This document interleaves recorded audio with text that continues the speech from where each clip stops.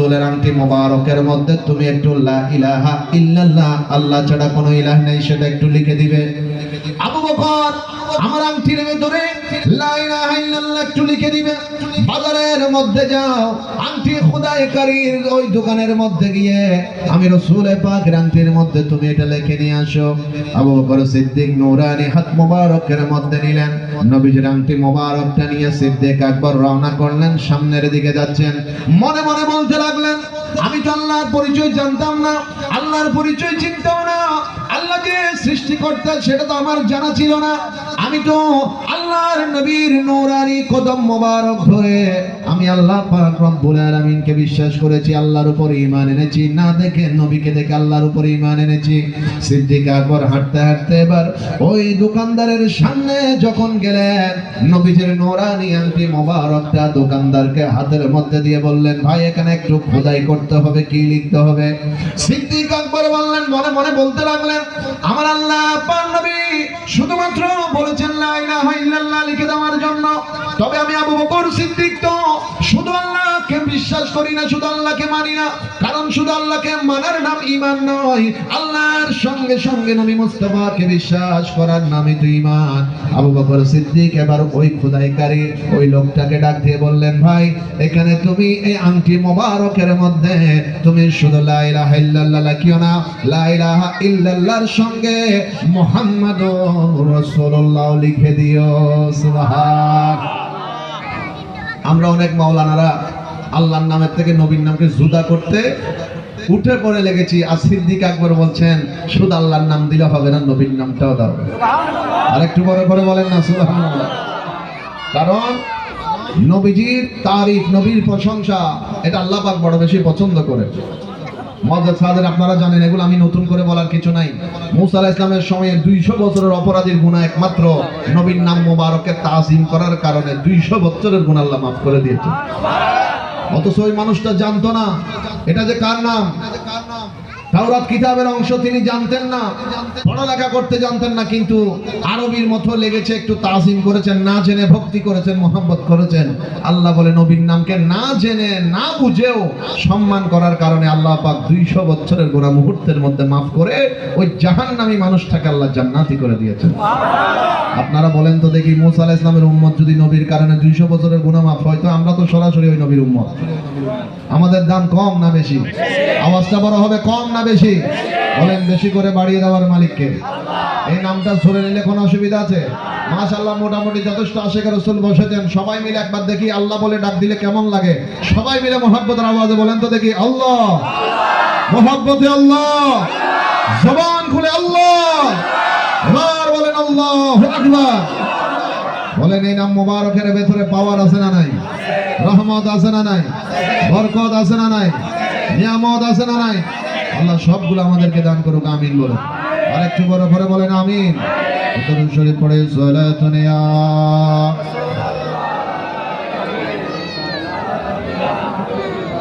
সালাতুন ইয়া রাসূলুল্লাহ আলাইকুম আসসালামু ইয়া। আমার বাবারা লেখেন, আবু বকর সিদ্দিক বললেন, ও ভাই শুধুমাত্র লা ইলাহা ইল্লাল্লাহ নয়, আল্লাহর নাম, নবীর নাম মোবারক যুক্ত করে দিও। এবার আংটির কাজ যখন শেষ হয়ে গেল, সিদ্দিক আকবর রাদিয়াল্লাহু তাআলা আংটি মোবারকটা নিলেন। নেওয়ার পরে আল্লাহর নবীর নূরানি নবুয়তের দরবারে আসলেন, আমার নবীকে সালাম দিলেন। সকলে জবান খোলা শুনে একটু নবীকে সালাম দিয়ে, আসসালাতু আসসালামু আলাইকা ইয়া রাসূল। জবান খুলে নবীকে মোহাম্মদ একবার, শুধু একবার ঈমানি কণ্ঠে সালাম দিই, আসসালাতু সাইয়্যিদি ইয়া হাবিব। আল্লাহর নবীকে সিদ্দিক আকবর সালাম দেওয়ার পরে আংটি মোবারকটা সামনে এনে দিলেন। আমার নবীজি আংটি মোবারকটা নিলেন, নেওয়ার পরে বললেন, ও আবু বকর, তোমাকে তো আল্লাহর নবী বলেছিলাম শুধুমাত্র লা ইলাহা ইল্লাল্লাহ, আল্লাহ ছাড়া কোনো ইলাহ নেই, এটা লেখার জন্য, কিন্তু তুমি আরো বাড়তি কেন লিখেছো? সিদ্দিক আকবর এবার ডাক দিয়ে বললেন, ইয়া রাসূলুল্লাহ, আমি আল্লাহ দেখে ঈমান আনি নাই, জান্নাত দেখে ঈমান আনি নাই, জাহান্নামের ভয় দেখে ঈমান আনি নাই, কোরআন পড়ে পড়ে ঈমান আনি নাই। ও মদিনার রাসূল, আমি ঈমান এনেছি আল্লাহর নবী মুস্তাফার চেহারা মোবারক দেখে দেখে ঈমান এনেছি। নবীর উপর বিশ্বাস করে আমি আল্লাহর উপর বিশ্বাস করেছি। ইয়া রাসূলুল্লাহ, সেজন্য আপনি বলেছেন শুধু আল্লাহর লা ইলাহা ইল্লাল্লাহ দেওয়ার জন্য। আমি আবু বকরের মনটা তো মানে না। নবীর প্রতি আমার ভালোবাসা, নবীর প্রতি আমার মহব্বত, নবীর প্রতি আমার তাজিম, ইশক, প্রেম, মহব্বত হুজুর, তাই আমি আপনার নাম মোবারকটা লিখে দিয়েছি লা ইলাহা ইল্লাল্লাহর সঙ্গে মুহাম্মাদুর রাসূলুল্লাহ দিয়েছি। আল্লাহর নবী ডাক দিয়ে বললেন, আবু বকর, আল্লাহর নামের সঙ্গে নবীর নাম দিয়েছো, এতে তো কোনো আপত্তি নাই, এটা ভালো করেছো। তবে ও আবু বকর, এখানে আংটির ভেতরে তোমার নামটাও দেখা যায়। আমি রাসূল তো তোমার নাম দিতে বলি নাই। আবু বকর সিদ্দিক আল্লাহর নবীর কদমের মধ্যে পড়ে ডাক দিলেন, ইয়া রাসূলুল্লাহ, আল্লাহর কসম করে বলি, আমি আমার নামটাকে ওই আংটির মধ্যে কখনো লিখতে বলিনি। আরেকটু বড় করে বলেন না সুবহানাল্লাহ। আবু বকর, এখানে নবীর নাম ঠিক আছে আল্লাহর নামের পাশে, তবে তোমারটা কেন দেখা যায়? এবার সিদ্দিক আকবর বলেন, হুজুর খোদা কি কসম, আল্লাহর কসম, আমি কি করি না, আমার নাম লিখতে বলি নাই হুজুর, আমার নাম লেখার জন্য আমি বলি নাই। সঙ্গে সঙ্গে জিবরিল আমিন নবীর কদম মোবারকের মধ্যে আসলেন আর বলতে লাগলেন, ইয়া রাসূলুল্লাহ, সিদ্দিক আকবরকে আপনি আংটি দিয়ে বলেছিলেন শুধুমাত্র লা ইলাহা ইল্লাল্লাহ লেখার জন্য। আবু বকর সিদ্দিক নবীর প্রতি এমন প্রেম দেখিয়েছেন, নবীর প্রতি এমন ভালোবাসা দেখিয়েছেন, নবীর প্রতি এমন ইশক দেখিয়েছেন, হুজুর আপনি রাসূলের নাম মোবারককে আল্লাহর নামের সঙ্গে যখন যুক্ত করে দিলেন, আল্লাহর এত পছন্দ হয়েছে। আল্লাহ আমি জিবরাইলকে ডাক দিয়ে বললেন, হে জিবরাইল, যেখানে আবু বকর সিদ্দিক নবীর নামকে আমি আল্লাহর নাম থেকে জুদা করে নাই, বন্ধুর নাম থেকে বন্ধুর নামকে জুদা করে নাই, ও জিবরাইল তুমিও জমিনে চলে যাও, এই আবু বকর সিদ্দিকের নামটা আমার নবীর নামের নিচে লিখে দাও। বড় ফেরে বলুন সুবহানাল্লাহ, আল্লাহু আকবার, ইয়া রাসূলুল্লাহ। বলেন, নবীর প্রেমের দাম আছে না নাই? আওয়াজ বড় হবে, আছে না নাই? এই মর্যাদা দাম বাড়িয়ে দেওয়ার মালিককে সবাই জবান খুলে বলেন, মালিককে। মারহাবা মারহাবা নূর নবীজি, মারহাবা মারহাবা মারহাবা দয়াল নবী, মারহাবা মারহাবা মারহাবা নূর নবীজি, মারহাবা মারহাবা মারহাবা দয়াল নবী, আহা নূরের নবী, আহা শ্রেষ্ঠ নবী। 12 সূর্যের তাপ পড়িবে হাসরের দিনে, আপনি বিনে আমাদেরকে ছায়া দেবেন কে? ঠিক কিনা? উম্মতেরি কান্ডারি, উম্মতেরি কান্ডারি নবী মুস্তাফা, মারহাবা মারহাবা দয়াল নবী, মারহাবা মারহাবা মারহাবা নূর নবীজি, মারহাবা মারহাবা দয়াল নবী, মারহাবা জিন্দা নবী, মারহাবা নূরের নবী। জবান খুলে একবার বলি, মারহাবা সালাতুনিয়া।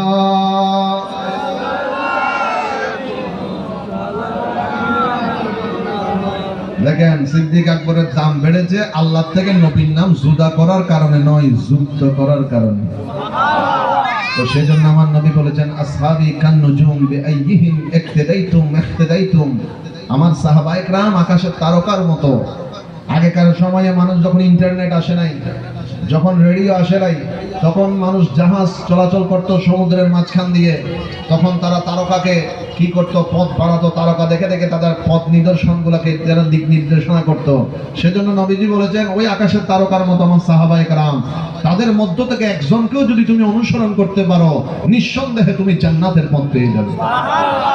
তো নবীর সাথে নাম মোবারক আল্লাহর সাথে লাগিয়ে কি করা, দামি করা, এটা সিদ্দিক আকবরের সুন্নাত। সুতরাং অনেক মসজিদ আমরা দেখতে পাই আল্লাহ রাসূল পাকের নাম মোবারক ভেঙে ফেলা হচ্ছে, ফেলে দেওয়া হচ্ছে, এগুলো বেহুরমতি। কারণ নবীকে বাদ দিয়ে আল্লাহ পাওয়ার কোনো সুযোগ কথা বলেন আছে? বাবা, যখন মুসলমানের সংখ্যা আস্তে আস্তে একজন দুইজন হতে হতে যখন 39 জন হলো, যখন হযরত ওমর কলমা পড়ে নাই, ওনার মাথা গরম ছিল। একজন এসে খবর দিয়ে বলেছে, ওমর, এই যে আল্লাহর নবী একটা এসে মুসলমান বানাতে বানাতে 39 জন বানায় ফেলছে, আপনি এখনো বসে আছেন। হযরত ওমর মাথা গরম হইলে তলোয়ারটা নিয়ে আল্লাহর ঘর হানায়ে কাবার দরজার সামনে দাঁড়াই আল্লাহর ঘরটা এইভাবে গিলাফ টান দিয়ে ধরে তলোয়ার লেহের দিয়ে বললেন, খবরদার, আমি ওমর আজকে একটা ঘোষণা দিলাম মক্কাবাসী, আরেকটা বার যদি একজন মানুষ যদি 40 নম্বরে যদি কে কলমা পড়ে, আমি তার গর্দান ফেলে দিব। রাসূল পাকের চাচা যান হযরত আমির হামজা রাদিয়াল্লাহু তাআলা হাঁফাতে হাঁফাতে দৌড়াতে দৌড়াতে নবীর কদমে গিয়ে চোখের পানিগুলো ছেড়ে দিলেন, বললেন, ইয়া রাসূলুল্লাহ, বড় ভয়ঙ্কর সংবাদ আছে। নবী বললেন, কি আছে চাচা? তখন হযরত আমির হামজা বললেন, হুজুর, হযরত ওমর অর্থাৎ ওমর ঘোষণা দিয়েছে 40 নম্বর যে কলমা পড়বে তার গর্দান ফেলে দিবে। ওমরকে তো সারা আরবের মানুষ ভয় পায়, তার মানে আমরা আরেকজন মুসলমানও বানাতে পারবো না। এই কথাটা শুনে আমার নবীজি মুস্কি মুস্কি হাসে। আর একটু বড় করে বলেন না হযরত আমির হামজা বললেন, ইয়া রাসূলুল্লাহ, তো ভয়ঙ্কর সংবাদ দিলাম আর আপনি মুস্কি হাসতেছেন। আমার নবী বললেন, চাচা, কত নম্বরের গর্দান ফেলবে বলেছে? বললেন, হুজুর, 40 নম্বরের গর্দান ওমর ফেলে দিবে বলেছে। আমার নবী বললেন, চাচা যান, টেনশন করিয়েন না, 40 নম্বর ওমর নিজে হবে। 40 নম্বর মুসলমান ওমর নিজে হবে। সুতরাং টেনশনের কোনো কারণ নাই, কারণ আমার নবী হযরত ওমরের জন্য দোয়া করেছেন। সুবহানাল্লাহ। আরেকটু বড় করে বলেন না সুবহানাল্লাহ। তাহলে বলেন, নবীর দোয়া কবুল হয় নাকি হয় না? তো আমি যেটা বুঝাতে চাচ্ছি, দেখেন, হযরত ওমরকে তখন প্রশ্ন করা হলো, ও ওমর, আপনি কি যেদিন আল্লাহর ঘরে গিলাফ ধরে টান দিয়েছিলেন, তলোয়ার দিয়ে লেহের দিয়ে ঘোষণা দিয়েছিলেন, সেদিন কি আপনি আল্লাহকে পেয়েছেন? তিনি বললেন, না না, সেদিন আমি আল্লাহকে পাইনি। তো কোন দিন আল্লাহকে পেয়েছেন? ওমর বলেছেন, যেদিন মুস্তাফার কদম ধরেছি সেদিন আমি আল্লাহকে পেয়েছি। তাহলে বোঝা যায় নবী ওয়ালা যে হয় সে আল্লাহ ওয়ালা হয়। এই যে আজকে দেখেন হুজুর গৌসে পাক রাদিয়াল্লাহু তাআলা মাহফিল 12 বছর ধরে চলতেছে। ইয়াত্র এলাকাবাসী গৌসে পাকের নাম শুনলে ভক্তি দেখায়, মোহাব্বত দেখায়, ফাতিহা দেয়, মাহফিল করে। অথচ তিনি দুনিয়া থেকে পর্দা করেছেন প্রায় 1000 কাছাকাছি বছরের চলে যাচ্ছে। এখনো মানুষ কেন স্মরণ করছে? কারণ ওনারা নিজের জীবন উৎসর্গ করে নবীকে খুশি করেছেন। সেজন্য শুধু এই বছরের জন্য নয়, কিয়ামত পর্যন্ত সময়ের জন্য আল্লাহ পাক ওনাদের ইজ্জতকে, সম্মানকে, মর্যাদাকে বুলন্দ করে দিয়েছেন। আরেকটু বড় করে বলেন না সুবহানাল্লাহ। আল্লাহ আমাদেরকে বুঝার তৌফিক দান করুন। আরো বড় করে বলেন আমিন। আসুন মহব্বত একবার দরুদ শরীফ পড়ে আল্লাহুম্মা সাল্লি মাওলানা ওয়া আলা আলি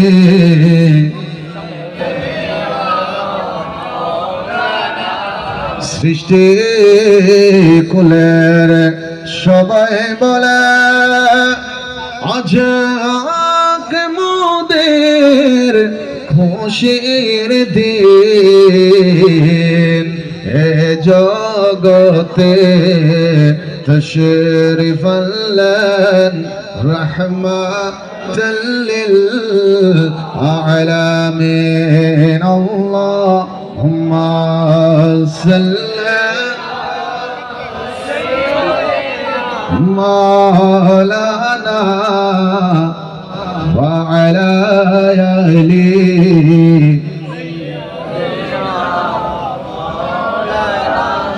মুআজ্জাজ হাজরিন, যে মানুষটা যত মহব্বত নবীর প্রতি দেখায় আল্লাহর কাছে সে তত দামি হয়।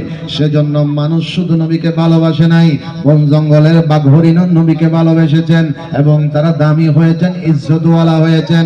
আল্লাহর নবীজির সামনে মরা পাথর যদিও কাফেররা হাতের মুঠোর মধ্যে নিয়ে চলে আসতেন, আল্লাহর নবীর হুকুম পাওয়া মাত্র ওই মরা পাথরটা পর্যন্ত আমার দয়াল নবীজির নামের কলেমা পড়ে দিয়েছে। সুবহান। আমার বাবারা দেখেন মোহাব্বত কত দামি জিনিস। আল্লাহর নবী মসজিদ নববী শরীফ তৈরি করলেন, মিম্বর তৈরি করা হলো। আমাদের দেশের মধ্যে যখন কোনো খেজুর গাছ মারা যায় কিংবা তাল গাছ মারা যায়, আমরা সেটাকে পুকুর ঘাটের মধ্যে ঘাট বানাই। আল্লাহর নবীর সাহাবায়ে কেরামরা যখন মাত্র নতুন নতুন মসজিদ তৈরি করেছেন, একটা মরা খেজুর গাছ যখন পাওয়া গেল, ওই মরা খেজুর গাছটা দিয়ে মিম্বর তৈরি করে দিলেন। আল্লাহর নবী জুমার দিন ওই মিম্বরের মধ্যে উঠে পিঠ মোবারক ওই গাছের সঙ্গে লাগিয়ে দিয়ে খুতবা দিতেন, ওয়াজ করতেন, আলোচনা করতেন। আস্তে আস্তে সাহাবায়ে কেরামদের সংখ্যা যখন বাড়তে শুরু করেছে, আল্লাহর নবীর সাহাবায়ে কেরাম যখন আস্তে আস্তে বাড়তে শুরু করলেন, সবাই মিলে সিদ্ধান্ত নিলেন আল্লাহর নবীর জন্য নতুন একটা মিম্বর তৈরি করবে। সুন্দর একটা মিম্বর তৈরি করা হলো।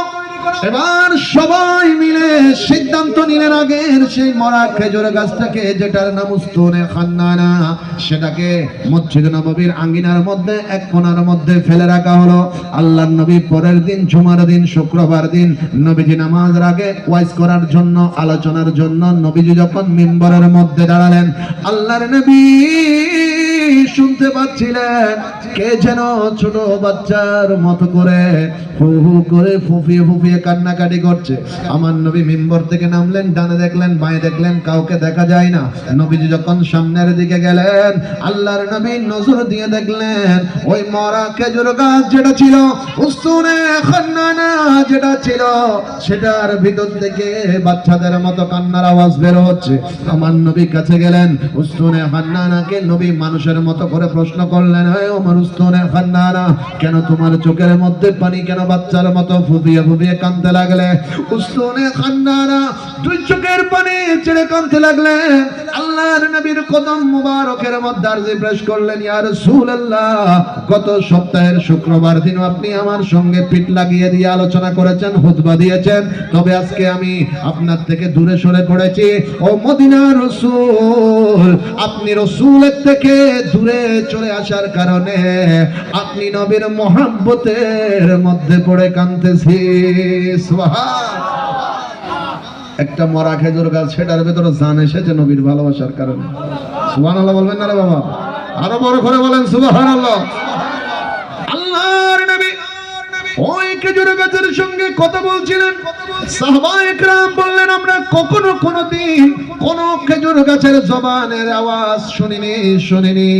তবে ওই দিন ওই নবীজি, আমার নবীজি খেজুর গাছের সঙ্গে কথা বলছিলেন, আর আমরা সাহাবায়ে কেরাম যারা ছিলাম, আমরা সবাই আমাদের নিজের কান দিয়ে ওই খেজুর গাছের জবানের কথা শুনেছি। আরেকটু বড় করে বলেন না সুবহানাল্লাহ। আল্লাহর নবী কথা বলছিলেন, এবার আমার নবীজি উস্তুনে খান্নানাকে প্রস্তাব দিলেন, ওগো উস্তুনে খান্নানা, আমি রাসূল তোমাকে দুইটা প্রস্তাব দিব। ইয়া রাসূলুল্লাহ, কিসের প্রস্তাব? আল্লাহর নবী বললেন, তোমার ভিতরে আল্লাহর নবীর যে ভালোবাসা দেখলাম, মহব্বত দেখলাম, আমি রাসূল তোমার উপর খুশি হয়ে গেলাম। আর রাসূল যখন তোমার উপর খুশি, আমার আল্লাহ পাকও তোমার উপর খুশি। ওগো উস্তুনে খান্নানা, যদি তুমি চাও আমি রাসূল মসজিদ নববীর বাইরে তোমাকে আবারও রোপণ করে দিব। আল্লাহ পাক তোমার মধ্যে ডালপালা সৃষ্টি করে দিবে, তোমার মধ্যে খেজুর আসতে শুরু করবে, তুমি আবারও জীবিত হয়ে যাবে, জিন্দা হয়ে যাবে, কিয়ামত পর্যন্ত তুমি জীবিত থাকবে। উস্তুনে খান্নানা বললেন, ইয়া রাসূলুল্লাহ, আমার প্রস্তাবটা পছন্দ হয়নি, ওগো নবী আর কোন প্রস্তাব আসেনি। আমার নবী বললেন, তাহলে আমি তোমাকে জান্নাতুল বাকির মধ্যে দাফন করে দিব, আর আল্লাহ পাক তোমাকে আল্লাহর ওই রহমতের জান্নাতের মধ্যে তুলে দিবে। বলো, সেটাতে রাজি আছনি? ইয়া রাসূলুল্লাহ, জান্নাত কোন জান্নাত? দেখেন আমার বাবারা, মোহাব্বত কি জিনিস, নবীর প্রতি তাজিম কি জিনিস, নবীর প্রতি ভালোবাসা কি জিনিস।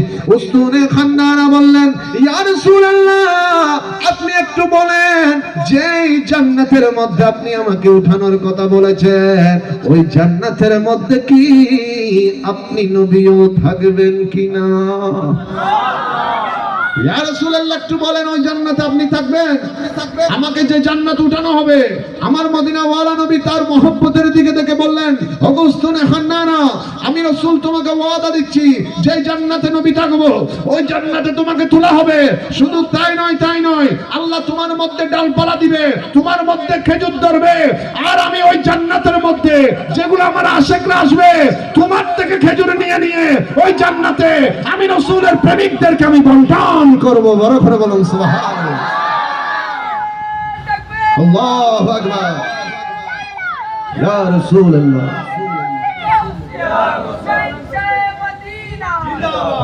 উসদুনে হান্নানা একটা খেজুর গাছের নাম, যাকে ধরে খুতবা দিতেন রাসূলে আকরাম, যাকে ধরে খুতবা দিতেন রাসূলে আকরাম। গাছটা নবীর বিরহে কান্দিতে রহে, গাছটা নবীর বিরহে কান্দিতে রহে। হতবাক হই দেখে যত সাহাবায়ে কেরাম, হতবাক হই দেখে যত সাহাবায়ে কেরাম। রহমতে আলম নূরে মুজাসসাম, রহমতে আলম নূরে মুজাসসাম। আতর বানাই ওই নবীজির ঘাম, সাহাবীরা আতর বানাই ওই নবীজির। সুবহান আল্লাহ, একবার বলেন মারহাবা। সালাতুন ইয়া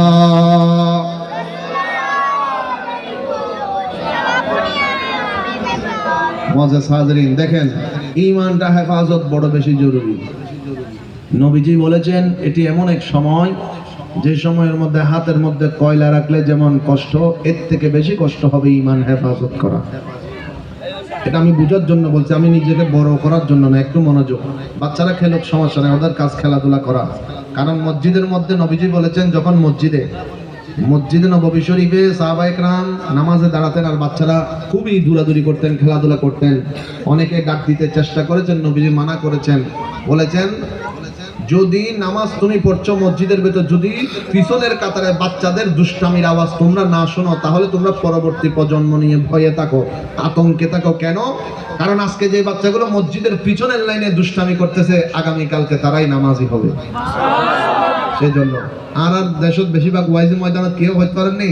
মুরব্বী ব্যাকুন আইবার আগে তো ঘুরো ঘুরো ব্যাকুন আয় বইতা হয়, এটা মোহরিবুর ভরতন বইতা হয়। কিন্তু মানুষ যাতে ফুরে যাবে ওই ব্যাকুনই তারা টাইনতে টাইনতে পিছে দিয়ে ফেলে দেয়। ওদের যা যা পিছে যা পিছে যা, এখনই তারা অত আসতেন আর ব্যাকুনের আগে আসছিলাম একা পিছে দিয়ে ফেলে দিলে। যাই হোক মুআজ্জাজ হাজিরিন, সিএম বুঝে যায় একখানা মনোযোগ। এই যে মসজিদের মিম্বর, পৃথিবীর জমিনের মধ্যে সর্বপ্রথম মিম্বর আমার নবীর জন্য। কথা বলেন ঠিক কিনা? তো নবীর মিম্বরে দাঁড়িয়ে যদি কেউ নবীর বিরুদ্ধে বলে, এটা কি যুক্তিসঙ্গত না অযৌক্তিক? আমি কাউকে দোষারোপ করছি না, বোঝার জন্য বলছি। কিছুদিন আগে আমি আকবর শাহ রহমাতুল্লাহ এই মসজিদের এখানে একটা মাহফিল হয়েছে।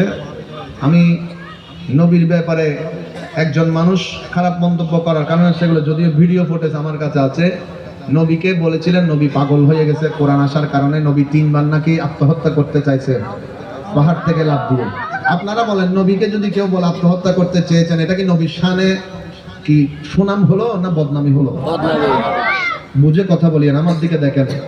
তা আমি এটা প্রতিবাদ করেছি আমার ইমান জায়গা থেকে, ইমানি জায়গা থেকে আমি বলেছি এটা, কারণ শব্দটা নবীর সাথে যায় না। তা আমি দেখেছি এই ভিডিওর মধ্যে অনেকে অনেক রকম করে ভিডিওটা ছেড়েছেন, মোটামুটি ভাইরাল একটা ভিডিও হয়েছে, যেখানে অনেকে দেখতেছি আমাকে আবার কাফের ফতোয়া দিয়েছে, গালি দিচ্ছে। গালিটা কোনো রকম মানা যায়, তবে কাফের ফতোয়া দিয়েছে, এটা দেখে একটা অবাক হয়েছে একটাই মাত্র কারণে, নবীর শানে সে বেয়াদবি করেছে। তো সেই মানুষটার প্রতি এমনও মানুষের ভালোবাসা তার শায়েখের প্রতি, সে অন্ধ এমন ভাবে হয়েছে যে নবীর শানে বেয়াদবি হয়েছে, এটা দেখার তার সত্য। মুআজ্জাজ হাজিরিন, আপনি বলেন নামাজ, রোজা, হজ, যাকাত, অনেক মানুষ নামাজ পড়ে না, তার মানে মানুষটা বেঈমান নয়। যদি বলে যে আমি নামাজ মানি না, তখন বেঈমান। নামাজ ফরজ, হজ ফরজ, যাকাত ফরজ, ইবাদত ফরজ, যেগুলো ফরজ প্রত্যেকের উপর যা যা এসেছে এগুলো ফরজ। এগুলো না মানলে, অস্বীকার করলে কাফের, তবে না পড়লে গুনাহগার। নবীর বিষয়টা হচ্ছে ঈমানের সাথে। নবীর সম্পর্কটা কিসের সাথে? ঈমানের সাথে। আপনি যদি একবার কেউ যদি বলে না আমি নবী মানি না, নবীর সামনে যদি গুস্তাখি করে, বেয়াদবি করে, তাহলে কিন্তু ঈমান সঙ্গে সঙ্গে শেষ। তো ঈমান যদি আপনার কারো যদি ঈমান চলে যায় নবীর সাথে বেয়াদবি করার কারণে, সে 100 বছর নামাজ পড়লে এটা কোনো কাজ হবে?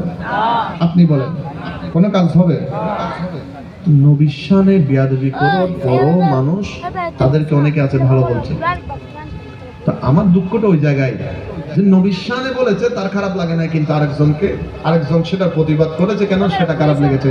তা আমি অত্র এলাকায় যদিও মানুষ এখানে যা আছে তা নিয়ে একটা বিষয় ক্লিয়ার করতে চাচ্ছি, ওইটা নিয়ে নবীর সাথে আমাদের টাকা পয়সার লেনদেনের সম্পর্ক নয়, নবীর সাথে আমাদের জায়গা জমির সম্পর্ক নয়, নবীর সাথে আমাদের মধ্যে লেনদেনের টাকা পয়সা দম দৌলতের কোনো সম্পর্ক নাই। এতগুলি মানুষ এখানে নবীর ভালোবাসা নিয়ে বসে আছে, এখানে আসলে কেউ তাদেরকে 5 টাকা দিয়ে লাভবান করবে সেরকম নয়, নিজের পকেটের টাকা খরচ করে মাহফিল সাজিয়ে নবীর জন্য বসেছে, নবীর ভালোবাসায় বসেছে। একটা মাত্র জিনিস প্রমাণ করে দিয়েছে, নবীর সাথে অত্র ইস্পাহানির জমিনের এলাকার মানুষের সাথে মুহাব্বতের ঈমানের সম্পর্ক। কথা বলেন ঠিক কিনা? সুতরাং নবীর সাথে যখন কেউ বেয়াদবি করে প্রত্যেক ইমানদারের কলিজায় লাগে, প্রত্যেক ইমানদারের খারাপ লাগে, কারণ নবী হচ্ছেন এমন নবী যেই নবীর কারণে আল্লাহ দুনিয়ার জগতে আখিরি জামানার সমস্ত ইমানদার মুমিনদেরকে দামি বানিয়ে দিয়েছেন। বড় করে বলুন সুবহানাল্লাহ। নবীর উম্মত দামি হয়েছে নবীর কারণে, কারো কোনো চেহারার কারণে নয়, ধন সম্পদের কারণে নয়, জায়গা জমির কারণে নয়, নবীর উম্মত দামি হয়েছে নবীর কারণে। তাদেরকে বোঝানোর কোনো কি নাই, ওয়ে নাই। এই যে এখন কয়েকদিন আগে বলেছে মা হাদিজাতুল কুবরা, তিনি বলেন বেনামাজ, তিনি নামাজে পড়েন নাই, তিনি রোজা রাখেন নাই, তিনি নাকি বেপরদা ছিলেন। অর্থাৎ তিনি বুঝাতে চেয়েছেন, জনাব আমির হামজা সাহেব তিনি বুঝাতে চেয়েছেন যে মা হাদিজাতুল কুবরা এগুলা কিছু না করেও তিনি জান্নাতি। তো একটা জিনিস বলার মধ্যে একটা সৌন্দর্য আছে না বাবা? আমি যদি ইচ্ছা করে আপনাকে একটা লাথি মারি, তারপরে যদি সালাম করি, একদম আদরে সালাম করি, বিষয়টা হয়েছে মারি তো দিলাম একটা লাথি, লাথি খেয়ে আপনি মোটামুটি শীতকাজ হয়ে পড়ে গেলেন, তারপর আমি আপনার ফাঁদরেও যদি সালাম করি, লাঠিটাকে ফেরত আসলো। তো কিছু কথা বলার মধ্যে কতগুলি ভাষার সৌন্দর্য আছে, আপনি বুঝেন। এখানে জ্ঞানী গুণী মানুষ বসেছেন, আমি যদি একটা ছোট বাচ্চাকে ডাক দিয়ে বলি এবার আল্লাহ গ্লাস পানি আন, আবার যদি মহব্বত করে বলি ভাই কষ্ট করে আমাকে এক গ্লাস পানি খাওয়াও না, দুটোটা শব্দে জিনিস খুঁজেছি একটা, সেটা কি? কথা বলে পানি। কিন্তু ভাষার মধ্যে কি ছিল? বেশ কম ছিল। ঘেটগেড়া যখন ধমক দিয়ে যখন বাচ্চাকে বলেছে, হয়তো সে নিয়ে আসতো, কিন্তু আসার সময় থুথু মারি দিত, আরে ঘেটগেড়া দিয়ে দিত, হুজুরে রাগ করতো, গুসা হইতো, মহব্বত থাকতো নানার ভেতর। কিন্তু যখন ওকে ভালোবেসে আদর করে বলেছি, তখন সে আনাটার মধ্যে একটা তাজিম, ভক্তি, মহব্বত থাকতো। কথা বলেন ঠিক কি? তো মা হাদিজাতুল কুবরা যখন দুনিয়া এসেছেন, তখন যদিও বা নামাজ ফরজ হয় নাই, নামাজের ঘোষণা আসে নাই, জানাজার ঘোষণা আসে নাই, হজের ঘোষণা আসে নাই, কিন্তু মা খাদিজাতুল কুবরা নামাজ ফরজ হওয়ার আগে থেকেই নবীর পিছনে নামাজ পড়েছেন। এটা শুধু একটা হাদিসের গ্রন্থে না, 4 থেকে 5টা হাদিসের নির্ভরযোগ্য গ্রন্থের মধ্যে এসেছে। তো আপনি যদি প্রশ্ন করেন হুজুর আপনারা যদি হাদিসগুলা পান, তারা কি পায় না? পায়। তবে সমস্যা হয়েছে কি জানেন? এই ঈমানের ভেতরে সমস্যা। যখন আপনার মুখ, আপনার শরীরে যখন জ্বর এসে যাবে, তখন কেউ যদি আপনাকে মিষ্টি কিছু খাওয়ায়, ফুলকলির থেকে দামি একটা মিষ্টি এনে খাওয়াই দিল, আপনি বলবেন যে দূর, এটা তো মিষ্টি না, এটা তো তিতা। কারণ জ্বর আপনাকে এমন ভাবে কাবু করেছে, আপনার মুখটা তিতা করে ফেলেছে। জ্বরের কারণে আপনার মুখ তিতা হয়েছে, আপনার মিষ্টি খাওয়াইলেও তিতা লাগে। এই জ্বর যখন মুখে আসে, তখন শরীরে মুখের স্বাদ নষ্ট হয়ে যায়। তো যার ভেতরে নবীর ভালোবাসা নাই, তাজিম নাই, মহব্বত নাই, প্রেম নাই, তার ভেতরে কথা বলার মধ্যে আদব নাই। যেহেতু কথা বলার সৌন্দর্য তখনই আসবে যখন ভেতরে ঈমান থাকবে। কথা বলেন ঠিক কিনা? সেই জন্য ঈমানটা বড় জরুরি। ওই কবরের ভেতর আমার আপনার টাকা পয়সা নিয়ে যাওয়ার সুযোগ নাই, ওই কাফনের ভেতর কোনো পকেট নাই, কিন্তু একটা মাত্র নিয়ামত ওই কবরে যাবে, সেটা হচ্ছে আমার আপনার ঈমান। যার ঈমান কবরের সাথে গিয়েছে, তার নামাজ সঙ্গী হয়েছে, তার রোজা সঙ্গী হয়েছে, তার যাকাত, তার জিকির, তার ইবাদত সঙ্গী হয়েছে। কথা বলেন ঠিক কিনা? মুআজ্জাজ হাজিরিন, এবার দেখেন মা হাদিজাতুল কুবরা তিনি কোন মা হাদিজা, যিনি রাসূল পাক সাল্লাল্লাহু তাআলা আলাইহি ওয়াসাল্লামের বয়স যখন 25 বছর, ওনার বয়স 40 বছর, নবীজি ওনাকে শাদী মুবারাকা করেছেন। ওই নাফরমান বলেছে তিনি যাকাত দেন নাই, অথচ যেদিন নবীজি ওনাকে শাদী মুবারাকা করেছেন, বিয়ে করেছেন, উনি আল্লাহর রাস্তায় আমার নবীর কদমে নিজের সমস্ত সম্পদ কুরবান করে দিয়েছেন। আমার নবী সেগুলো গরিবের মধ্যে বন্টন করেছেন, ইসলামের কাজে লাগিয়েছেন। সেজন্য আমার নবী বলেছেন, আমার বিবি খাদিজা যে দান করেছে ইসলামের জন্য, এগুলা যদি এক পাল্লায় দিই, সারা পৃথিবীর মানুষের ইবাদত যদি এক পাল্লায় দিই, আমার খাদিজার ওই দানটা বাড়ি হবে। বড় করে বলেন সুবহানাল্লাহ। আমার বাবারা দেখেন মা খাদিজাতুল কুবরা কোন হাদিজা, আল্লাহর নবী যখন ইসলাম আসলেন, নবীজির উপর যখন কোরআনুল কারীমের আয়াত নাযিল হলেন, কোন কেউ যখন মুসলমান হয়নি, আল্লাহর নবীজি সর্বপ্রথম মা খাদিজাতুল কুবরাকে ইসলামের কথা বলেছেন, কোরআন আসার কথা বলেছেন। মা খাদিজাতুল কুবরা দুনিয়ার কোনো কিছুর দিকে নজর না দিয়ে আল্লাহর নবীর কদম মোবারক ধরে তিনি কলমা পড়ে দিয়েছেন। সুবহান। সেজন্য আল্লাহর দরবারে ওনার দাম অনেক বেশি। পৃথিবীর জমিনে সর্বপ্রথম ইসলাম কবুলকারী মহিলা তিনি। আল্লাহর নবী বলেন, আমি রাসূলের পিছনে নামাজ ফরজ হওয়ার আগে দুইজন মানুষ নামাজ পড়েছেন। কারণ আল্লাহর নবী ওই জবলে নূরের মধ্যে তিনি 15 বছর পর্যন্ত কোরআন নাযিলের আগে 15 বছর আমার নবীজি সেখানে নামাজ পড়েছেন। আমার নবীজি সেখানে ইবাদত করেছেন ওই জবলে নূরের মধ্যে। এখনো যারা যান তারা হেরা গুহা বলেন, ওই গুহার ভেতরে নবী নামাজ পড়েছেন কয় বছর? কথা বলেন, কয় বছর? 15 বছর। এগুলো ইমানদারদের জানা থাকা উচিত। 15 বছর আমার নবী সেই গুহার ভেতরে নামাজ পড়েছেন, ইবাদত করেছেন। মা খাদিজাতুল কুবরা ঘরের থেকে রান্না করে 1 সপ্তাহ 10 দিন পর পর নবীর জন্য অনেক কষ্ট করে সেখানে উপরে উঠতেন। এখন যারা গিয়েছেন দেখেছেন, এখন উঠতে মানুষের থেকে 4 থেকে 5 ঘন্টা লাগে, অনেক কষ্ট। অথচ এখন সিঁড়ির মতো থাক করা হয়েছে, তখন থাক ছিল না। মা খাদিজাতুল কুবরা নবীর জন্য তুলতেন কষ্ট করে, আবার নবীর পিছনে দাঁড়িয়ে দাঁড়িয়ে ইবাদত নামাজও পড়তেন। আমরা নামাজ পড়ার আগে তিনি নামাজ পড়েছেন। আর এই নাফরমান বলতেছে তিনি নাকি কোনোদিন নামাজ পড়েন না। 5 থেকে 6টা কিতাবের মধ্যে ওনার নামাজের কথা ঘোষণা এসেছে। আরেকজন ব্যক্তি নামাজ পড়েছেন, তিনি হচ্ছেন রাসূল পাক যাকে লালন পালন করতেন, তিনি হযরতে মাওলায়ে কায়নাত মাওলা আলী শেরা খুদা। এই দুইজন নামাজ ফরজ হওয়ার আগে নবীর পিছনে নামাজ পড়েছেন। আমার বাবারা দেখেন, একটু গভীর মনোযোগ। আল্লাহর নবী ইসলামের দাওয়াত দিয়ে ঘরের ভেতরে ঢুকলেন। আমার নবীজি নজর দিয়ে দেখলেন মা খাদিজাতুল কুবরা আল্লাহর নবীর প্রথম বিবি, তিনি খেজুরের চাটাইয়ের মধ্যে শুয়ে আছেন, জমিনের মধ্যে শুয়ে আছেন। আল্লাহর নবী ভিতরে ঢুকে মাত্র মহব্বতের বিবিকে যখন এই অবস্থায় দেখলেন, নবী বললেন, খাদিজা কি হলো তোমার? এই অসময়ে এইভাবে খেজুরের চাটাইয়ের মধ্যে তুমি শুয়ে আছো? মা খাদিজাতুল কুবরা 2 চোখের পানি নবীর সামনে ছেড়ে দিয়ে বললেন, ইয়া রাসূলুল্লাহ, আমার শরীরের মধ্যে জ্বরের ভাব এসেছে, শরীরটা বড় দুর্বল, অসুস্থ হয়ে পড়েছে। কেন জানি মনে হয় আজকে আমি খাদিজাতুল কুবরার জীবনের শেষ দিন। ইয়া রাসূলুল্লাহ, মনে হয় আমি আর থাকবো না। হুজুর, আমার মনে হয় চলে যাওয়ার সময় এসেছে। আল্লাহর নবী ডাক দিয়ে বললেন, ওগো খাদিজা, তুমি রাসূল পাকের একজন বিবি, আল্লাহর নবীর চতুর্দিকে দুশমন, তুমি আমার বড় আপনজন।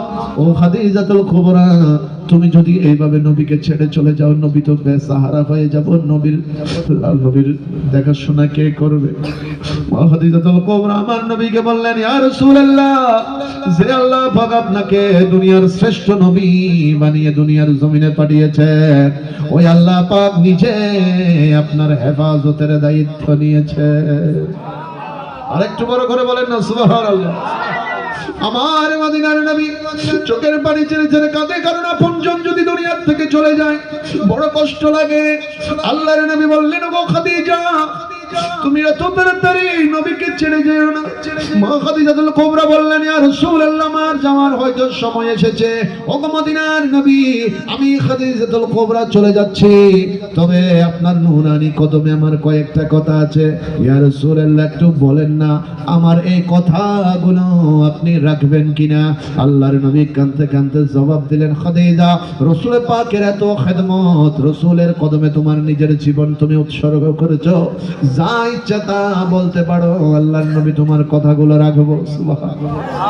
মা খাদিজাতুল কুবরা এবার আমার নবীর হাত মুবারকটাকে ধরলেন, ইয়া রাসূলুল্লাহ, একটু বলেন না আমি খাদিজাতুল কুবরা যদি ইন্তেকাল করি, হুজুর আমার গোসলটা কে দিবে? আল্লাহর নবী বললেন, ওগো খাদিজা, আরবের অন্য মহিলারা ইন্তেকাল করলে যেমন আরবের মহিলারা এসে গোসল দেয়, তোমার গোসলটাও আরবের মহিলারা দিবে। মা খাদিজাতুল কুবরা বললেন, ইয়া রাসূলুল্লাহ, আপনার কথাটা মানতে পারলাম না। নবী গো, আমি তো দুনিয়ার অন্য মহিলার মতো মহিলা নই। ইয়া রাসূলুল্লাহ, আমি তো অন্য কারো বিবির মতো বিবি নই, আমি তো দো জাহানের বাদশা নবীর বিবি। হুজুর, আমি দো জাহানের কামলিওয়ালা নবীর বিবি, আমার মতো তো অন্য কোনো বিবি থাকতে পারে না। ইয়া রাসূলুল্লাহ, আমার শরীরটা যেন আরবের কোন মহিলারা স্পর্শ না করে। আমার নবীজি এবার বললেন, খাদিজা বলো তাহলে তোমার গোসল কে দিলে তুমি খুশি হবে? মা খাদিজাতুল কুবরা কাঁদতে কাঁদতে আমার নবীকে ডাক দিয়ে বললেন, ইয়া রাসূলুল্লাহ, যে নবীজি দুনিয়ার জমিনের মধ্যে দাঁড়িয়ে দাঁড়িয়ে নিজের হাত মুবারকের আঙ্গুলের ইশারা দিয়ে ওই আকাশের চন্দ্রকে দুই ভাগ করে দিয়েছে, আমি খাদিজাতুল কুবরার মনের আশা, আল্লাহর নবী গো আপনার ওই দামি হাত মুবারক দিয়ে আমি খাদিজাকে গোসল দিবে। আরে বড় করে সুবহানাল্লাহ বলেন, ইয়া রাসূলুল্লাহ। আপনার বিবিকে আপনি বড় পছন্দ করেন, মোহাব্বত করেন, ভালোবাসেন। আপনার ওয়াইফ বিবি যদি আপনাকে বলে যায়, ও প্রাণের স্বামী আমি দুনিয়ার থেকে চলে যাচ্ছি, আমার গোসলটা আপনি দিবেন, বলেন আপনি দেওয়ার কোনো সুযোগ আছে? কথা বলেন, কোনো সুযোগ আছে? তাহলে বোঝা যায় ওই জানাজার আগে গোসলের সময় যদি খেয়াল করি, নবীর বিবি আমার আপনার বিবির মতো নয়। সুবহানাল্লাহ বলেন। আমি কথাগুলো কিন্তু ধাপে ধাপে আপনাদেরকে বুঝাচ্ছি, এগুলো ঈমানি বিষয়। নবীর বিবি যদি আমার আপনার বিবির মতো না হয়, তো নবী কেমন আমার আপনার মতো হয়? কথা বলেন ঠিক কিনা? আমার বাবারা দেখেন, আল্লাহর নবী বললেন, খাদিজা যাও তোমার আশা পূরণ করব, আমি মদিনার রাসূল আমার হাত মোবারক দিয়ে তোমাকে গোসল দিব। এবার মা খাদিজাতুল কুবরা বললেন, ইয়া রাসূলুল্লাহ বলেন না আমাকে কোন কাপড়টা দিয়ে কাফনের কাপড় পরানো হবে? আল্লাহর নবী বললেন, খাদিজা রে, আরবের মহিলাদেরকে যেভাবে 5টা কাপড় দিয়ে পরানো হয় তোমাকেও সেভাবে করা হবে। খাদিজাতুল কুবরা বললেন, ইয়া রাসূলুল্লাহ আমি মানতে পারিনি, হুজুর 5টা কাপড় দিবেন তাতে কোনো আপত্তি নাই, তবে আরেকটা কাপড় যোগ করতে হবে। আল্লাহর নবী বললেন, খাদিজা কোন কাপড়টা তোমার জন্য দিতে হবে? মা খাদিজাতুল কুবরা বললেন, ইয়া রাসূলুল্লাহ সর্বপ্রথম যেদিন আপনি রাসূলের 40 বছর বয়সে আল্লাহর পক্ষ থেকে যখন কোরআনের আয়াত নিয়ে জিবরাইল আমিন এসেছিলেন, আল্লাহ পাক যে আপনি নবীকে ডাক দিয়েছিলেন, ইকরা বিইসমি রাব্বিকাল্লাযী খালাক, ইয়া রাসূলুল্লাহ আয়াত নাযিল হওয়ার সঙ্গে সঙ্গে আপনি রাসূলের পাকের শরীর মুবারক কম্পন হলো, গায়ের মধ্যে জ্বরের ভাব আসলো। আমি খাদিজাতুল কুবরা একটা চাদর নিয়ে আপনি নবীকে জড়িয়ে ধরেছিলাম, আমার জড়িয়ে ধরাকে আপনারা এত পছন্দ করেছেন, আল্লাহ পাক কোরআনুল কারীমের মধ্যে ডাক দিয়ে বলে দিয়েছেন, ইয়া আইয়ুহাল মুজাম্মিল, ও চাদরওয়ালা নবী, ইয়া রাসূলুল্লাহ যে চাদরটা দিয়ে জড়িয়ে ধরার কারণে আল্লাহ তো পছন্দ করেছেন, আমি খাদিজাতুল কুবরার মনের আশা আমার 5 কাপড়ের কাফনের সঙ্গে আপনি এই চাদরটাও একটু আমাকে জড়িয়ে দিবেন। সুবহানাল্লাহ। মুআজ্জাজ হাজরিন, আমার আপনার বিবি যদি এরকম কোন চাদর খুঁজে দেওয়ার কোন সুযোগ, কথা বলেন আছেন বাবা? তাহলে ধাপে ধাপে বলছি, দেখেন নবীর বিবি আমার আপনার বিবির মতো নয়, যাদেরকে নবী কোরআনে বলেছেন উম্মাহাতুল মুমিনিন, মুমিনদের ইমানদারদের মা। আমার নবীর বিবি যখন মা খাদিজাতুল কুবরা ছিলেন, আল্লাহর নবী আর কোনো শাদী মুবারক করে নাই। মা খাদিজা যতদিন জিন্দা ছিলেন আল্লাহর নবী আরেকটা বিবাহ মুবারক করেন নাই। উনি যাওয়ার পরে বাকিদেরকে আল্লাহর নবী শাদী মুবারক করেছেন। সুবহানাল্লাহ। কেমন ভালোবাসা নবীর সাথে ছিল। মুআজ্জাজ হাজরিন, দেখেন অনেক মা বোনের আমার কথাগুলো ঘরে বসে শুনছেন, তাদের জন্য সামনে আমি হাদিসটাকে আনছি। আল্লাহর নবী এবার ওয়াদা দিলেন, খাদিজা আমি রাসূল তোমাকে নবুয়তের হাতে গোসল দিব, আমি রাসূল তোমাকে ওই নূরানি চাদর মোবারক দিয়ে কাফন পরাইয়া দিব। এবার খাদিজাতুল কুবরা বললেন, ইয়া রাসূলুল্লাহ বলেন না ওই কবরের ভিতরে যে আমাকে রাখা হবে, ওই কবরের মধ্যে কয়টা প্রশ্ন আসবে? আল্লাহর নবী বললেন, খাদিজারে 3টা প্রশ্ন করা হবে ফেরেশতার পক্ষ থেকে। প্রথম প্রশ্নটা আল্লাহ সম্পর্কে, মান রব্বুকা। দ্বিতীয় প্রশ্নটা ওয়ামা দীনুকা, ধর্ম সম্পর্কে, ইসলাম সম্পর্কে। 3 নম্বর প্রশ্ন আমি রাসূল সম্পর্কে, মা কুনতা তাকুলু ফি হাক্কি হাযার রাজুল, এই পুরুষ সম্পর্কে দুনিয়ার জমিনের মধ্যে তুমি কি বলতে এই সম্পর্কে?